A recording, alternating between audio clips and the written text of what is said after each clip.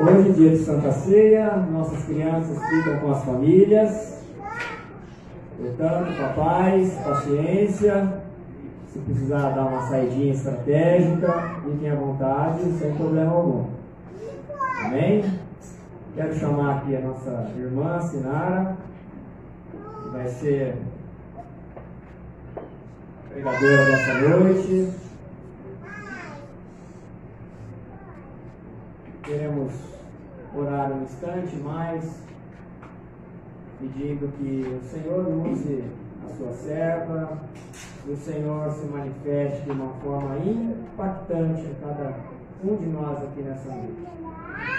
Oremos mais um instante. Senhor, quero te agradecer em primeiro lugar por todas as vidas, todas as pessoas que ofertaram, que contribuíram nessa noite. Faz prosperar, Senhor. Faz prosperar e converte essa fidelidade do teu povo em bênçãos sem medidas para essas famílias. Que a tua obra seja alargada nesta cidade por meio dessa igreja. Senhor, nós queremos colocar a tua serva com todos os seus dons, talentos, sua personalidade, seu temperamento, seu corpo físico, sua integridade física. Colocamos ela inteiramente à tua disposição, Senhor. Que o Senhor a use conforme o teu querer, conforme o Senhor já tem falado ao coração dela, e que na mediação do teu Espírito o Senhor se manifeste a cada um de nós conforme a nossa necessidade. Em nome de Jesus nós oramos agradecidos. Amém. Amém. Deus abençoe.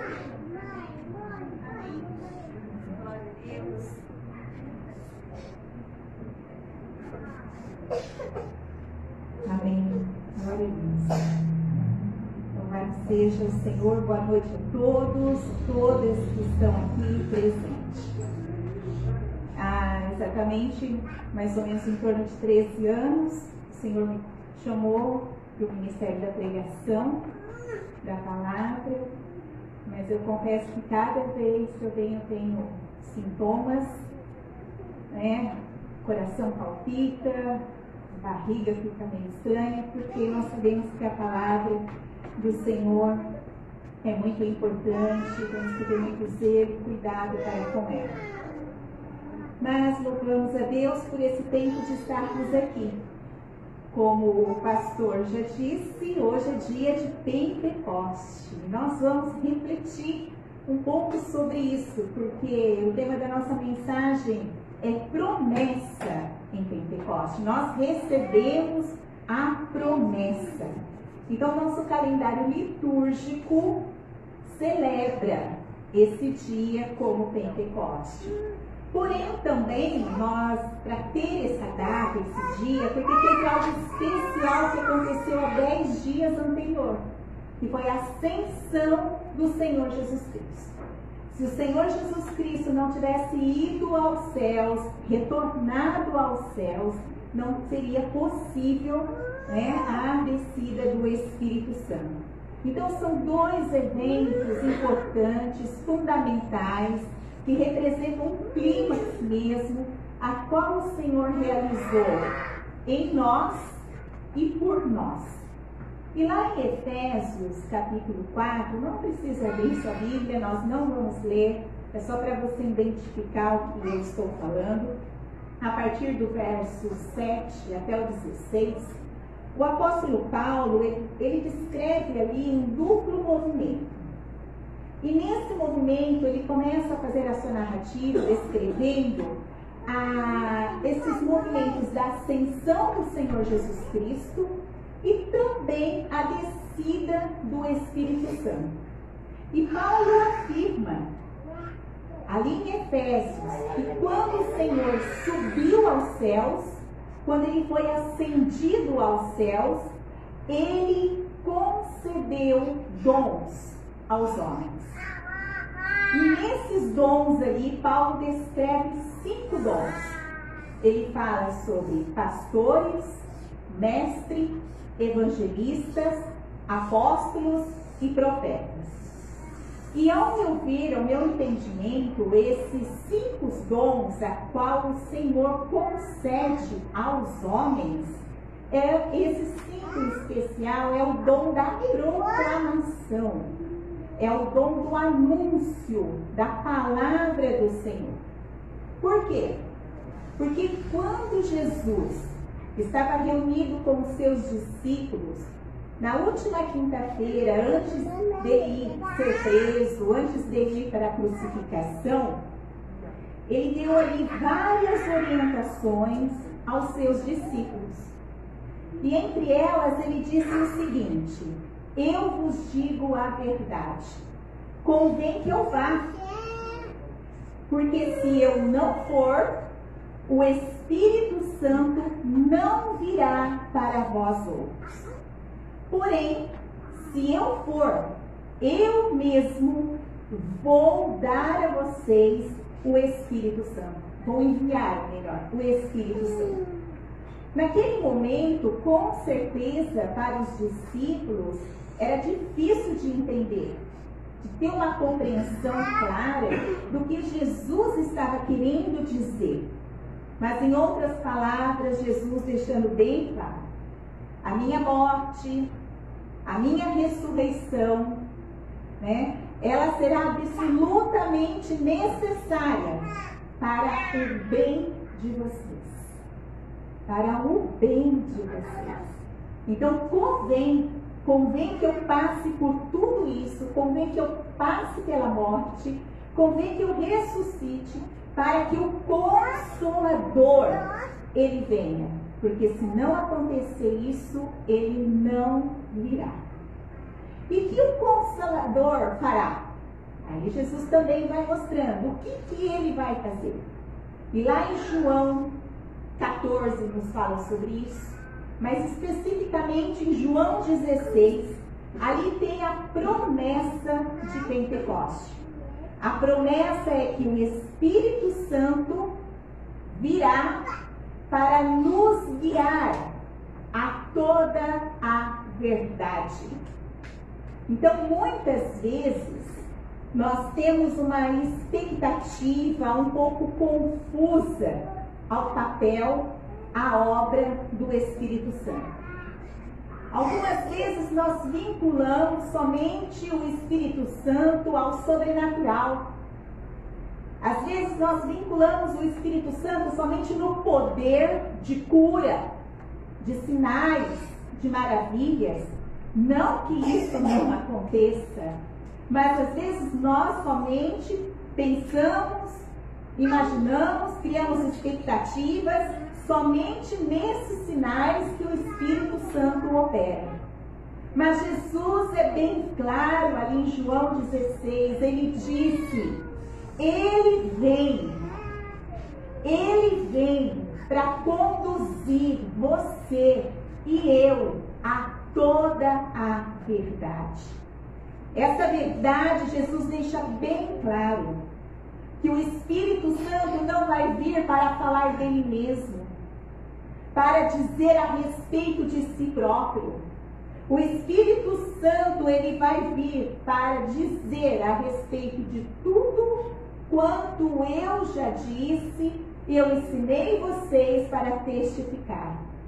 Então ele está dizendo: o Espírito Santo vai dar testemunho de mim, para guiar vocês, para conduzir vocês novamente à verdade.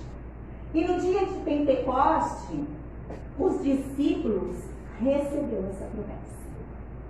Na descida ali do Espírito Santo, foi essa promessa inicial que aconteceu ali naquele cenáculo, onde 120 pessoas estavam ali reunidas e todas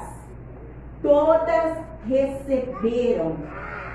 Então, Jesus, ascensão, Espírito Santo. Mateus 1,8 diz: recebereis poder ao descer sobre vós o Espírito Santo. Esse poder é para você ser minhas testemunhas de vida, de anúncio, de proclamação, tanto em Jerusalém, em toda a Judéia, Samaria, até os confins da terra. Jesus afirma: sereis minha testemunha. Então o Senhor, Ele deixa bem claro: eu concedo dons a vocês, dons aos homens, o dom da proclamação, a qual está em Efésios 4. Talvez você fale assim: tá, eu não tenho a vocação, o chamado para ser pastor, eu não tenho o dom de ser um evangelista, um apóstolo, um mestre, mas você tem o dom de ser profeta. Isso é para todos nós, todos. Profeta é aquele que anuncia, profeta é aquele que proclama, profeta é aquele que fala do divino, é aquele que realmente diz a verdade do seu Senhor. Profeta. Profeta não é aquele eis que te digo, para ficar revelando coisas de futuro e passado, coisas que podem acontecer.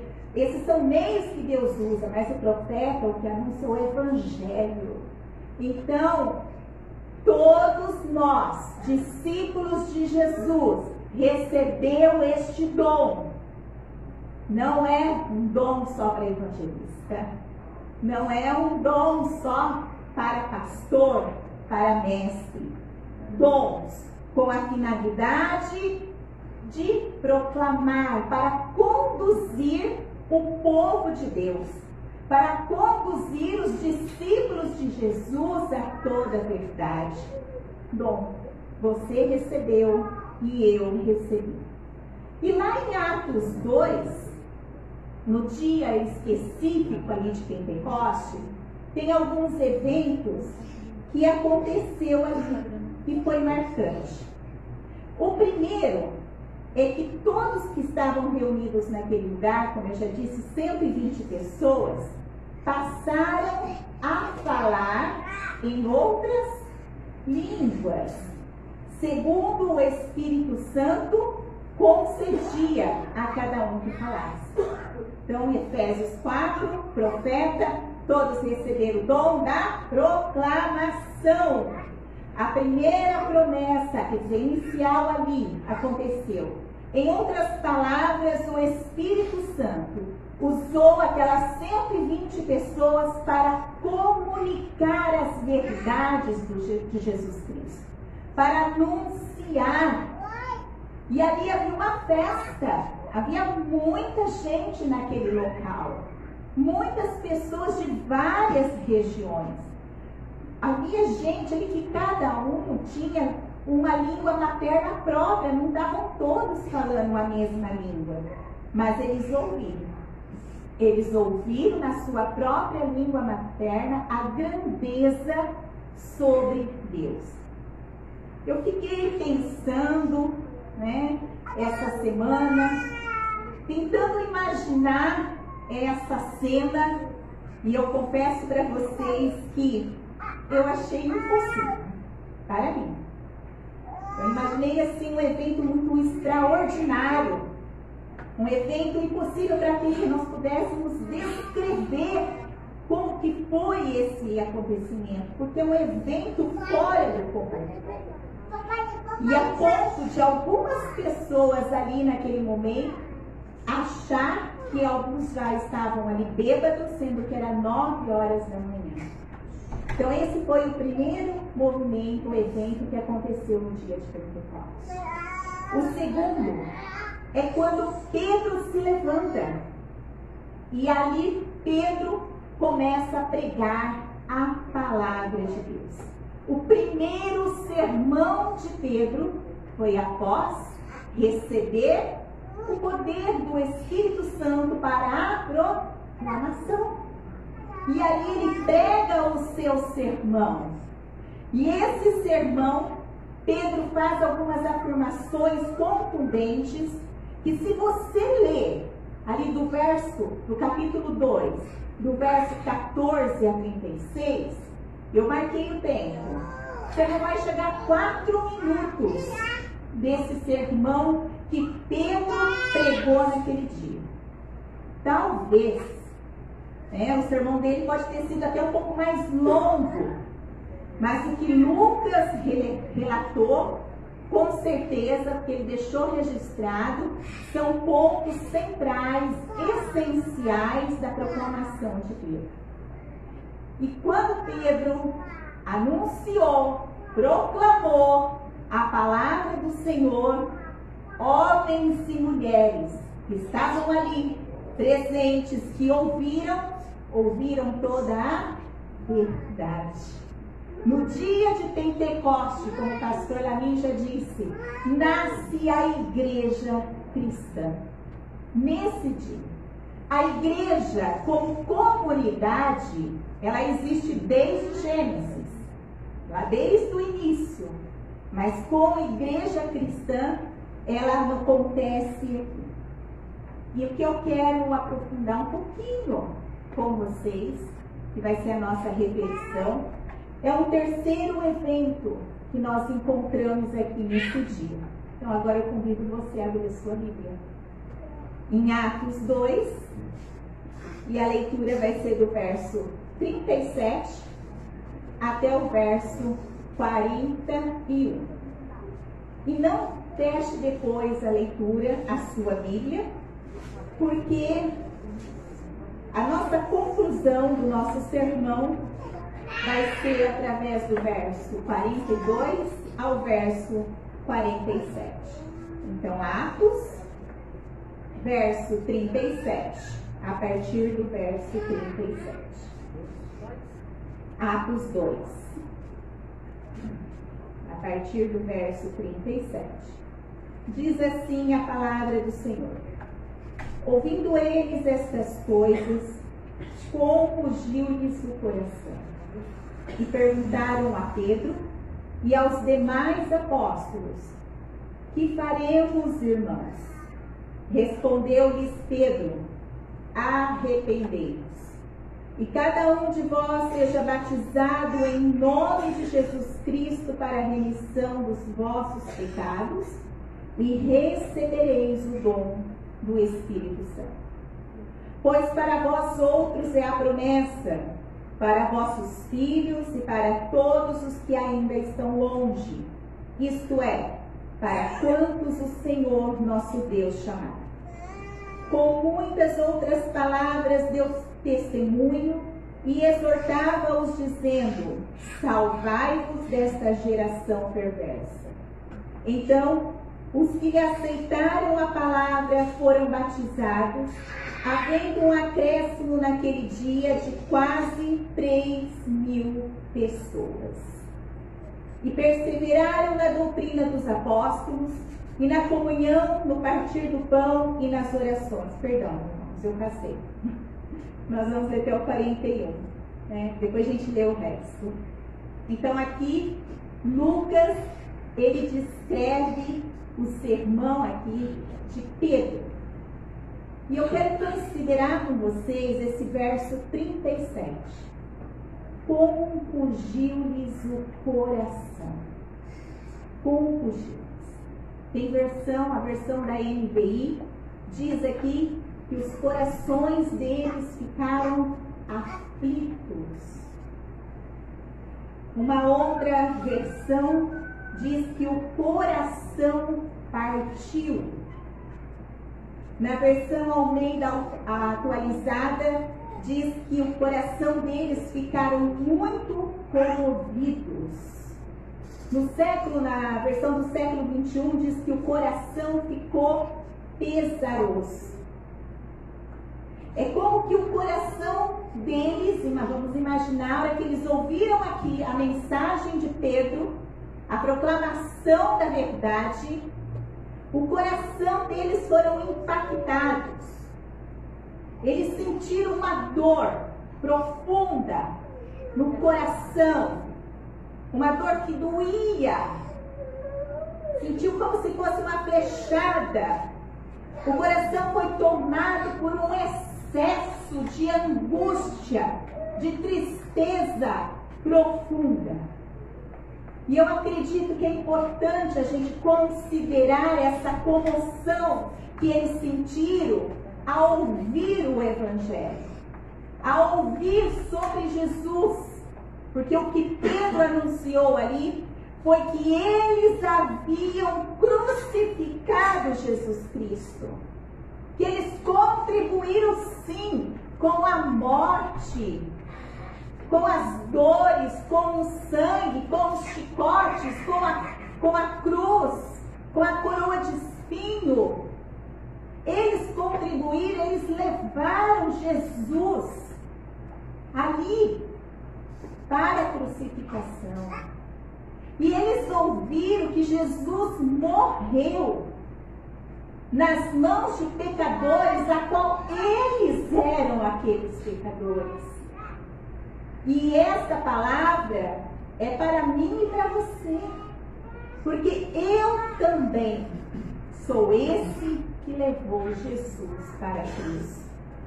Todos nós estamos incluídos, todos. Eu mesmo contribuí para que o meu Cristo sofresse. Eu mesmo contribuí para que o meu Cristo fosse humilhado. Você contribuiu, eles contribuíram para que Jesus passasse por essa condenação. E aí diz Pedro, quando eles ouvem, que ele foi levado, o próprio Cristo, o próprio Messias, o próprio Senhor passou por isso. E essa verdade promoveu no coração deles essa comoção. É uma verdade que, ao ouvirem, o coração deles foram tocados. Agora, dia 8 de junho, exatamente vai se fazer 281 anos que Jonathan Edwards, um grande teólogo e avivalista, pregou o seu primeiro sermão, Pecadores na mão de um Deus irado. Esse sermão era baseado em Deuteronômio 34, 32 e 35. E Jonathan Edwards, com toda a eloquência de entendimento bíblico, teológico que ele tinha, ele não era um grande orador. A voz dele era muito ruim, ele não tinha uma comunicação cativante, ele não era um homem carismático, e o sermão dele era totalmente lido, ele lia o que ele escrevia. Mas enquanto esse homem proclamava, pregava, anunciava as verdades do Evangelho, as pessoas ali que estavam ouvindo tiveram as experiências e houve um Pentecoste. O coração foi tocado, o coração foi quebrantado. Algumas pessoas, diz os relatos, que começaram a chorar, chorar mesmo, chorar com profundidade, um choro compulsivo, porque a aflição tomou conta das almas dessas pessoas. Outros dizem que seguravam na cadeira e gritavam por misericórdia, compaixão, piedade, Senhor. Muitos ali não queriam sair do templo, porque tinham receio de sair de lá e esquecer a mensagem da verdade, esquecer aquilo que eles deveriam proclamar e praticar, e ter medo de que viesse o juízo de Deus. Ficaram ali horas chorando. E não foi só nesse sermão que houve essa comoção. Diz que aonde Jonathan Edwards pregava, o Espírito Santo atuava. Esse acontecimento aconteceu várias vezes. O que nós podemos aprender com isso? Que é impossível a gente ouvir a verdade e ficar como estamos. É impossível a gente ouvir a verdade da proclamação de Cristo e continuarmos com o nosso coração da mesma maneira. Não ter um coração quebrantado, não despertar em alguma área da nossa vida. É impossível. ouvir o Evangelho e o nosso coração não partir. Nós não temos clareza de algo que precisa ser transformado e mudado na nossa vida. Nós precisamos ter esse temor profundo, uma angústia na nossa alma. Não é uma angústia de dor pelas nossas lutas, angústia na nossa alma, porque nós estávamos condenados ao inferno. Somos pecadores e o Senhor morreu por mim e por você para nos reconciliar com Ele, para nos dar vida eterna, e o nosso coração às vezes ouve. Toca, sente, chora. Será? Como que eu acho? Qual é o resultado diante de uma proclamação da verdade? Domingo a domingo estamos aqui ouvindo. Quais são os sentimentos que são brotados em nós? Qual a consciência que está sendo transmitida dentro de nós com clareza? Qual é o espelho que está sendo colocado na sua alma? Qual? E aí, quando essas pessoas aqui no dia de Pentecostes ouviram, o coração tocou. O que aconteceu? Qual foi a pergunta? Que faremos, irmãos? Está desesperado, angustiado. Chegou para Pedro, para os apóstolos, para os discípulos que estavam lá. O que faremos agora diante de toda esta verdade que vocês anunciaram para nós? Pedro, você disse tudo isso. Eu entendi. O Espírito Santo revelou agora isso para mim. O que eu faço agora, Pedro? O que eu faço? Porque revelou quem Jesus é. Revelou porque Jesus veio. Revelou isso, eu compreendi. O pouco caso que eu fiz de Jesus, o mal que eu fiz para Jesus, e agora? O que eu faço? O que nós fazemos, Pedro? O que nós fazemos? E aí, é aqui que vem a resposta de Pedro. Mas é interessante que esse cenário, esse acontecimento já havia sido uma promessa lá em João 16. Lá em João 16, quando o Senhor anunciou, eu vou, é importante que eu vá, porque o Consolador vai vir, vai ser derramado, vai ser enviado sobre o meu povo. Para quê? Para convencer você e eu do pecado, da justiça e do juízo. Ele vem para isso. Jesus poderia dizer, né? O Consolador vai vir para convencer vocês a respeito do meu amor. Ele poderia. O Espírito Santo vai vir para convencer vocês que eu sou um Deus de misericórdia, um Deus de compaixão. Ele poderia dizer, o Espírito Santo vai vir porque vai convencer vocês que eu sou um Deus bom.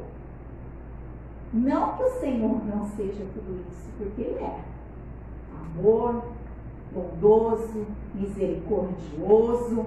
Mas não foi isso que ele disse. Ele disse, ele vai vir para convencer você, eu, do pecado, para convencer o mundo do pecado, da justiça de Cristo e do juízo de Deus.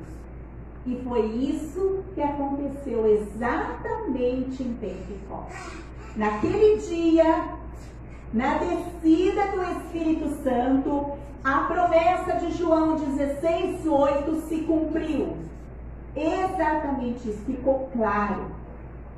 E diante dessa cena toda dramático, corações quebrantados, o corpo tremendo, consciência iluminada, ficou claro sobre isso, sobre os tributos da santidade poderosa de Deus total, de um Deus que realmente é justiça e de um Deus que é justo. E essa pergunta, o que faremos, é para nós hoje. O que faremos? Diante de toda a verdade que a gente tem ouvido dia após dia. O que faremos? Não é uma pergunta para ser feita só hoje. É para ser feita amanhã, na terça, na quarta, na quinta, e assim sucessivamente. O que faremos? O que nós temos feito? O que eu tenho feito? Diante dessa verdade, diante da morte, da cruz de Jesus, o que nós temos feito com toda essa verdade? E aí Pedro dá a resposta com duas dimensões aqui a gente encontra fundamentais, e a gente entende isso como que se chama a palavra conversão. Aí quando Pedro chega para eles e fala a respeito de como eles devem fazer, porque nós entendemos que ali houve a conversão interna, porque eles compreenderam, e com essa conversão interna, do coração tocado, houve arrependimento, e teve também a atitude externa, aonde levou para o batismo. Então são duas atitudes aqui. E aí se remete a Marcos 1,17, porque quando ele fala aqui, arrependei-vos é a mesma mensagem inicial do ministério de Jesus. Arrependei-vos e credes no Evangelho, porque o reino de Deus chegou. E o arrependimento é um convite para todos nós diariamente. Não é simplesmente para um convite para a gente deixar de fazer algumas coisas. Não é isso. Aquilo que a gente compreende que está errado, para deixar de fazer e começar a fazer a coisa certa. É muito mais do que isso. É muito mais profundo. Jesus está querendo dizer que se você é o povo de Deus, se você compreendeu isso, então pare de fazer aquilo que você acha que deve ser feito e faça realmente aquilo que Deus quer que você faça. E às vezes a gente sabe muito bem o que Deus quer que a gente faça, mas a gente quer dar o nosso jeitinho para continuar fazendo do nosso jeito. Vocês construíram toda a sua expectativa, né? Jesus, como podendo falar, vocês construíram os seus pensamentos, a sua vida, de acordo com os seus conceitos, de acordo com o seu querer, com as suas próprias experiências. Mas isso vocês estão equivocados. Deixem de ser esse povo e se tornem a ser o povo que Deus quer. Que Deus quer. Porque o reino chegou. O rei foi revelado. O rei está aqui. O rei está aqui. E nós precisamos ter uma nova disposição mental. Nós precisamos ter uma nova disposição moral. Nós precisamos ter uma nova disposição teológica, bíblica, evangélica. Nós precisamos ter uma nova disposição espiritual. Nós precisamos reordenar a nossa vida. Nós precisamos arrumar, reorganizar a nossa vida, a nossa casa externa, a nossa casa interior, o nosso convívio, aonde nós estamos inseridos, precisamos reordenar. Arrependam-se, arrependam. Isso foi o que Pedro falou. E que nós faremos? Arrependam, se reorganize, seja o povo que Deus quer que você seja. Mude completamente a sua forma de viver. Mude. O rei está aqui. O reino chegou. E depois ele diz, depois de tudo isso, vocês sejam batizados. Batizados para a remissão dos pecados. Porém, aqui, não só no capítulo 2, mas em Atos, você vai encontrar Lucas dizendo, sejam batizados em nome de Jesus. Não está querendo para dizer aqui, Lucas não está falando que é para anular o batismo, como Jesus disse que tem que ser feito, em nome do Pai, do Filho e do Espírito Santo. Acredito aqui, porque vamos lembrar desse cenário, era Pentecoste, festa, havia muita gente naquela cidade. Havia muitas pessoas ali, judeus principalmente, e para um judeu, falar do Antigo Testamento, falar do Deus Criador, do Yahvé, do Deus de Isaac, de Abraão, de Jacó, não tem problema nenhum. Era óbvio para eles, era claro. Agora, a grande questão aqui era falar de Jesus Cristo. Falar que Jesus, Filho de Deus, falar que Jesus é o próprio Deus, falar que Jesus, que sendo Deus, morreu. Para eles era inaceitável, inadmissível para um judeu pensar, o quê? Deus? Esse homem é Jesus sendo Deus e morre por mim? Era impossível isso. Então aqui, quando Pedro disse e Lucas relata, falando, sejam batizados em nome de Jesus, é para deixar claro que a fé, a qual eles estavam ali abraçando naquele momento, essa fé agora que eles estavam declarando, a qual eles estavam crendo de verdade, a qual eles ouviram aquela proclamação para ser batizado, é querendo dizer, todo sacrifício que vocês ouviram do passado, que era necessário fazer para a remissão dos seus pecados, não precisa, porque o Cordeiro chegou. O batismo é esse. É um batismo realmente de fé em Jesus, e aonde você estando nele, com seu coração firmado nele, ele que morreu por você, você recebe já a remissão. Não vai mais precisar fazer nenhum sacrifício. Não precisa mais fazer nenhuma oferta. Como disse João Batista, eis o Cordeiro de Deus que tira o pecado do mundo. Jesus veio para nos reconciliar, para nos dar o perdão, e para que assim nós possamos receber o dom do Espírito Santo. O Espírito Santo, ele é o dom doador. Ele é o dom doador de Cristo. É ele que nos doa o próprio Cristo. Essa é a promessa cumprida em Pentecostes. Que o Espírito Santo é a verdade. E aí, nós vemos um pouquinho mais, ali a gente já leu, eles passaram a ser exortados. Exortados, basta crer.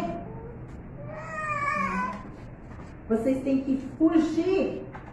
A gente vai vendo que ali vai fechando o ciclo. Vocês têm que fugir desta geração perversa. Vocês ouviram a verdade, mas agora vocês vão sair lá para fora. A vida de vocês também está lá fora. Vai continuar lá. Mas não é para você se ajuntar com a geração imoral, corrupta, mentirosa, pecaminosa, prostituta. Não. Vocês vão para fora. Mas vocês têm que andar na contramão deste mundo. Vocês têm que virar as costas para uma geração que nega Cristo. Para uma geração que nega o senhorio absoluto de Jesus Cristo. Que nega o seu caminho, que nega o seu estatuto, que nega os seus mandamentos. Vocês têm que ir para lá fora. E vocês vão ter que ser a luz lá fora. E vocês têm que ser o proclamador lá fora. Mas não tem que contribuir com essa geração.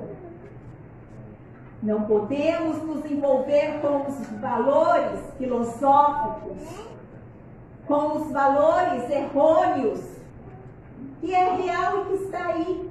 Não podemos viver igual. Vocês têm que viver de outra maneira, porque o reino de Deus chegou. É uma outra dimensão. É uma outra dimensão. Concluo esse sermão com a leitura do verso 42 ao 47, que diz assim: E perseveraram na doutrina dos apóstolos, e na comunhão, no partir do pão, e nas orações. Em cada alma havia temor. Muitos prodígios e sinais eram feitos por intermédio dos apóstolos. Todos os que creram estavam juntos e tinham tudo em comum. Vendiam as suas propriedades, bens, distribuindo o produto entre todos, à medida que alguém tinha necessidade. Diariamente perseveravam unânimes no templo, partiam pão de casa em casa, tomavam suas refeições com alegria e singeleza de coração, louvando a Deus e contando com a simpatia de todo o povo.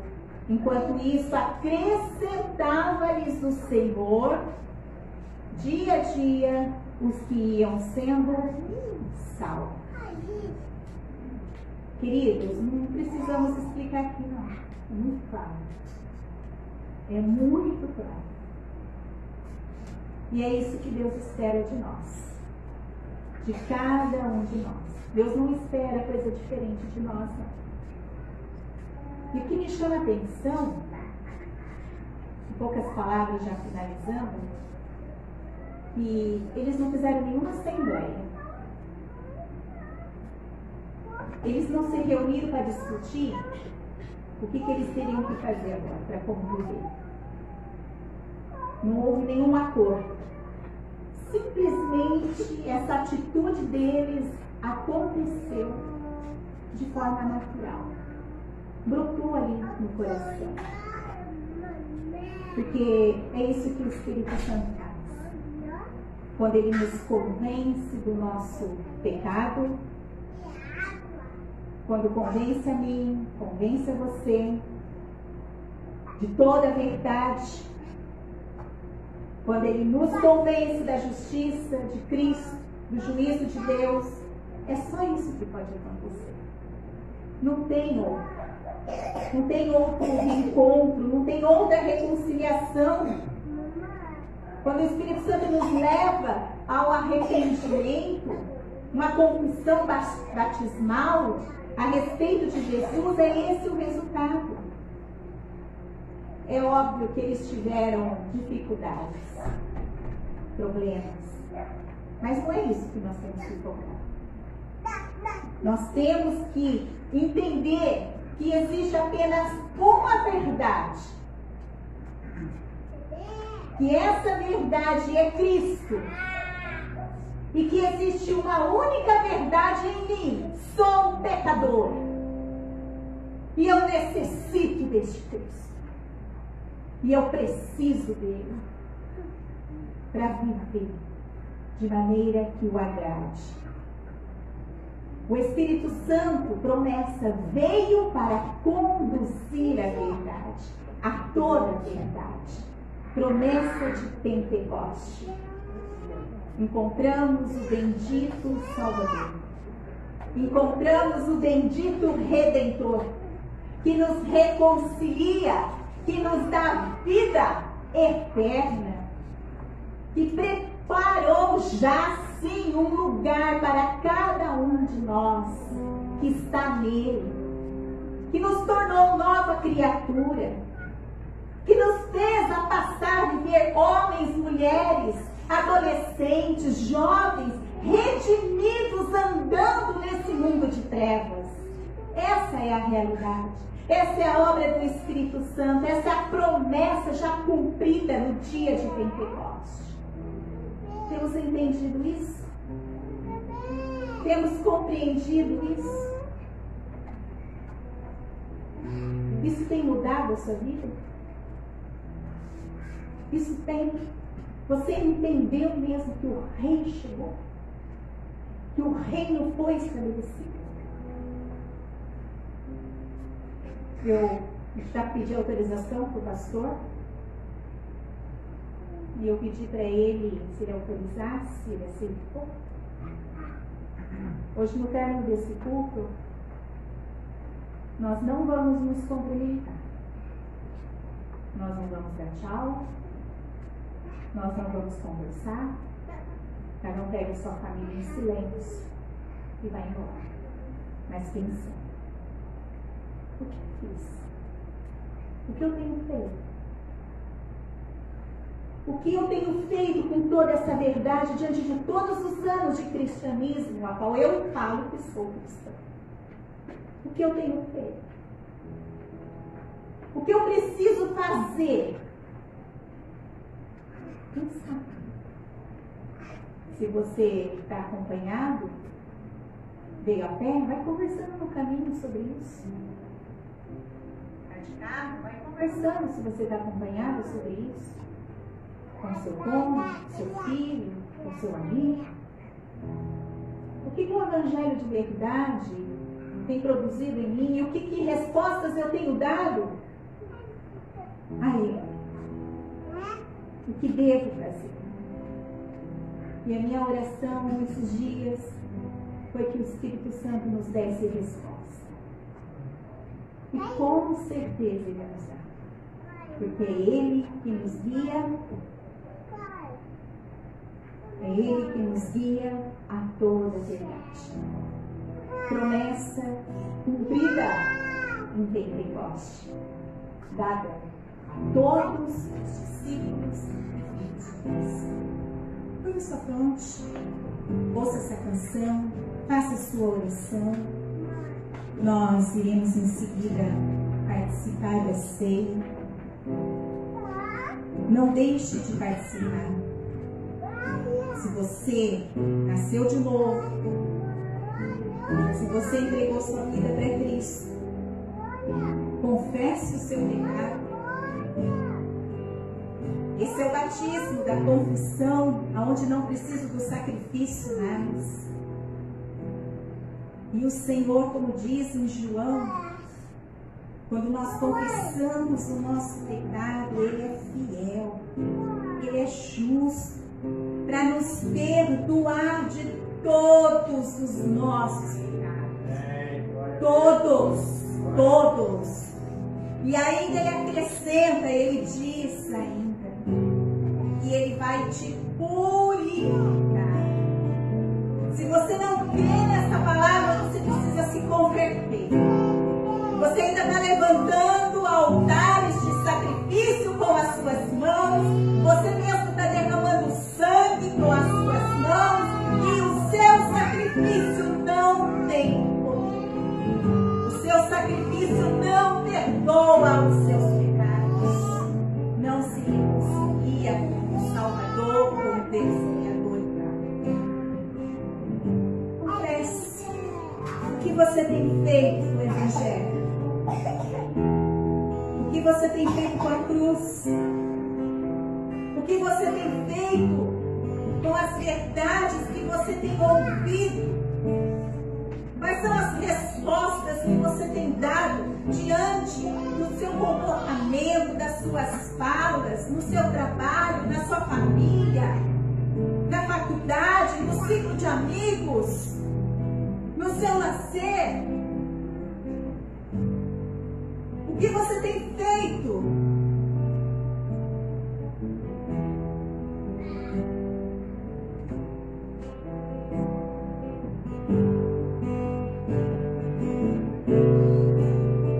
Nós estamos aqui, tão sedentos de ti.